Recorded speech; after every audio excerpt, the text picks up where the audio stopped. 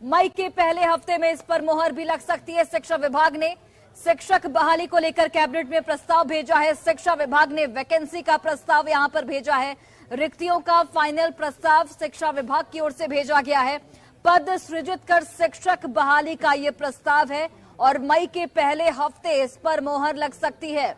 शिक्षक बहाली के प्रस्ताव पर मई के पहले हफ्ते मोहर लग सकती है। अगली कैबिनेट की बैठक में इस पर फैसला लिया जाएगा, मोहर लगाया जाएगा। 1,78,026 पदों पर बहाली निकाली गई है और कैबिनेट की मोहर लगते ही बीपीएससी को इसका पूरा ब्यौरा भेजा जाएगा। 10 मई तक ही बीपीएससी सिलेबस जारी कर देगा। सिलेबस से परीक्षा पैटर्न की यहां पर जानकारी मिलेगी। तो बड़ी जानकारी शिक्षक बहाली को लेकर शिक्षा विभाग ने कैबिनेट को प्रस्ताव भेजा है। शिक्षा विभाग ने वैकेंसी को लेकर यह प्रस्ताव भेजा है।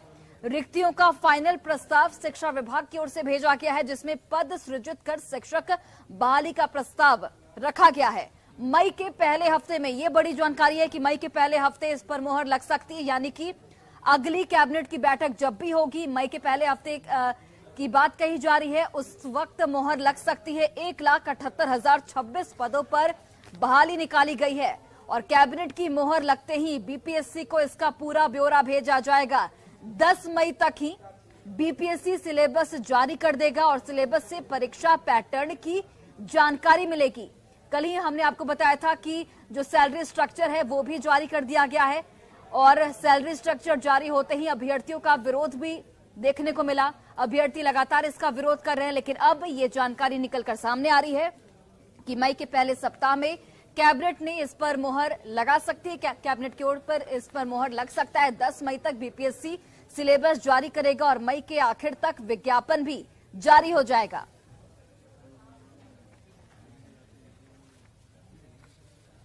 तो बड़ी जानकारी आप तक पहुंचाने शिक्षक बहाली पर यह बड़ी खबर। शिक्षा विभाग ने कैबिनेट को प्रस्ताव भेजा है। शिक्षा विभाग ने वैकेंसी को लेकर यह प्रस्ताव भेजा है।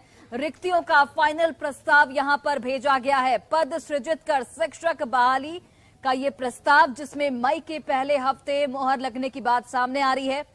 शिक्षक बहाली के प्रस्ताव में मई के पहले हफ्ते पर मोहर लग सकती है। अगले कैबिनेट की बैठक जब भी होगी उस वक्त मोहर लगने की संभावना है। बता दें आपको कि 1,78,026 पदों पर बहाली निकाली गई है और कैबिनेट की मोहर लगते ही बीपीएससी को ब्यौरा भेजा जाएगा। सहयोगी रजनीश जुड़ चुके हैं।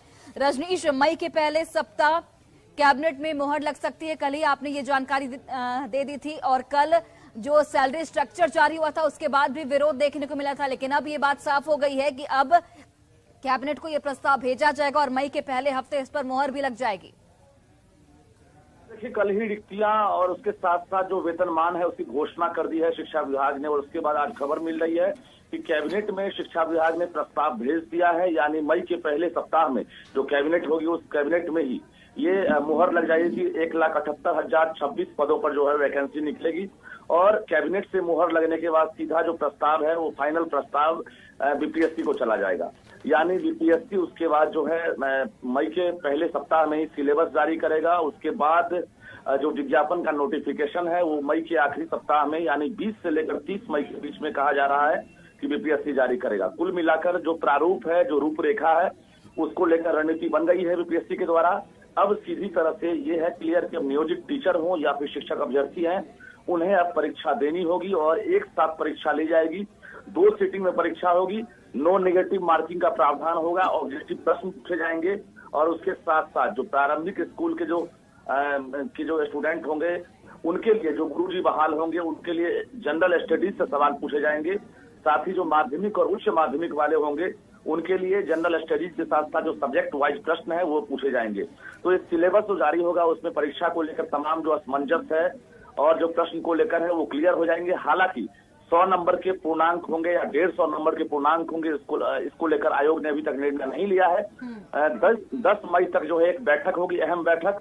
उस बैठक में शिक्षा विभाग से ही प्रस्ताव लिया जाएगा और उसके भी अधिकारी शामिल होंगे और उसके बाद फाइनल परीक्षा को लेकर जो फैसला होगा वो 10 मई तक हो जाएगा। जी रजनीश, जिस तरीके से कल जो सैलरी स्ट्रक्चर है वो जारी हुआ, उसके बाद अभ्यर्थियों का विरोध भी देखने को मिला, क्या कुछ संशोधन की गुंजाइश है उसमें? क्या सरकार एक बार फिर से उस पर फैसला ले सकती है, चिंतन कर सकती है?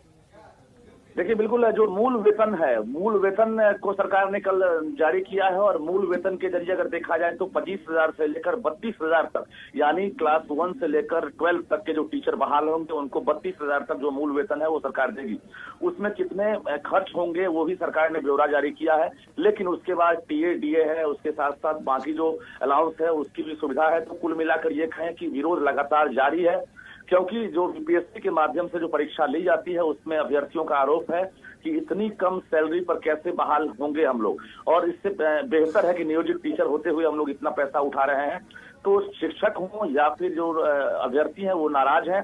हालांकि अभी जो भाकपा माले के विधायक हैं संदीप सौरभ, वो अभी अहम बैठक करेंगे। उसके बाद अभी 12 बजे तक अहम घोषणा भी होने वाली है कि आखिर सरकार की जो सहयोगी पार्टी है लेफ्ट, वो अभ्यर्थियों के साथ किस तरह की फैसला लेगी और उसके बाद क्या ऐलान किया जाएगा। जी बिल्कुल, चलिए रजनीश, आप नजर बनाकर रखिए, अपडेट के लिए आपके पास वापस लौटेंगे। बहुत बहुत धन्यवाद तमाम जानकारी हम तक पहुंचाने के लिए। तो ये बड़ी खबर, बड़ी जानकारी शिक्षक बहाली को लेकर आप तक पहुंचा रहे थे। कैबिनेट में मुहर इस पर लग सकती है, कैबिनेट में इसे लेकर प्रस्ताव भेजा जाएगा और कहा जा रहा है कि मई के पहले हफ्ते में इस पर मुहर लग सकती है।